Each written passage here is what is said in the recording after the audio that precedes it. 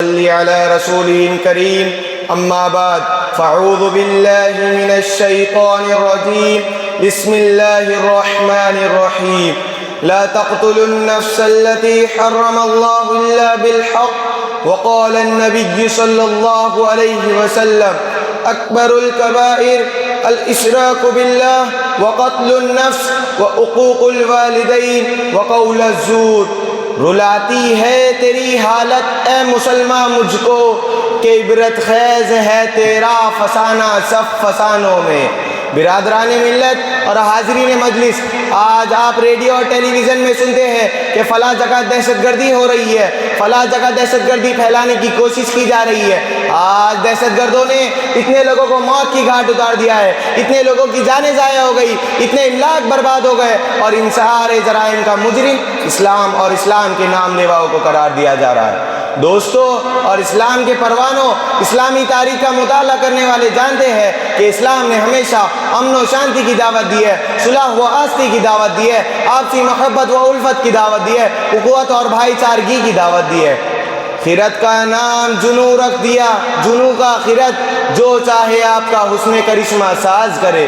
لیکن میں پوچھتا ہوں کہ اسلام کو بدنام کرنے والوں، اگر اسلام ایک دہشت گرد مذہب ہے تو نبی صلی اللہ علیہ وسلم کے زمانے میں دہشت گردی کیوں نہیں؟ ابو بکر صدیق رضی اللہ عنہ کے زمانے میں دہشت گردی کیوں نہیں؟ عمر فاروق رضی اللہ عنہ کے زمانے میں دہشت گردی کیوں نہیں؟ عثمان غنی رضی اللہ عنہ کے زمانے میں دہشت گردی کیوں نہیں؟ علی حیدر رضی اللہ عنہ کے زمانے میں دہشت گردی کیوں نہیں؟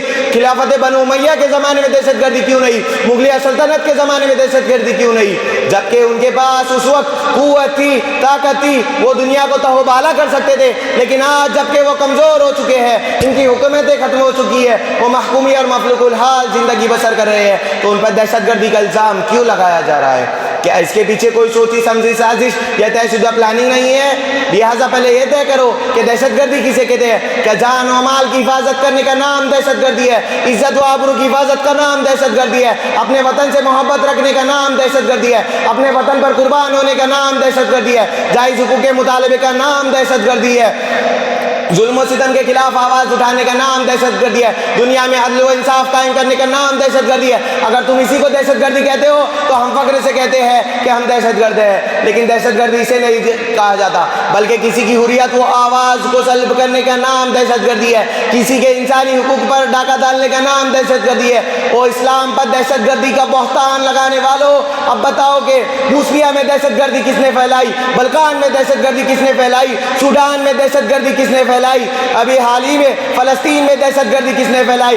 سرزمین فلسطین کا چپا چپا گوشہ گوشہ مسلمانوں کے خون سے رنگین ہو چکا ہے، لاکھوں عورتوں کی عفت و عصمت پامال ہو چکی ہے، کروڑوں بچے یتیم ہو چکے ہیں، ہزاروں مائیں بیوہ ہو چکی ہے، کتنے گھر ویران ہو چکے ہیں۔ مسلمانوں، میں ان درندے یہودیوں سے پوچھنا چاہتا ہوں کہ اے نام نہاد امن قائم کرنے والوں، اگر تم واقعتاً امن قائم کرنا چاہتے ہو تو خود دہشت گردی کرنا چھوڑ دو، دوسروں کی ذلت و آبرو ریزی کرنا چھوڑ دو، دنیا میں امن قائم ہو جائے گا، دنیا سے دہشت گردی ختم ہو جائے گی، لوگ امن و سکون کی زندگی بسر کریں گے۔ یہی دہشت گردی کے اصل خاتمے کا علاج ہے۔ اللہ تعالی ہم سب کو اور تمام مسلمانوں کو دہشت گردی سے بچنے کی توفیق عطا فرمائے۔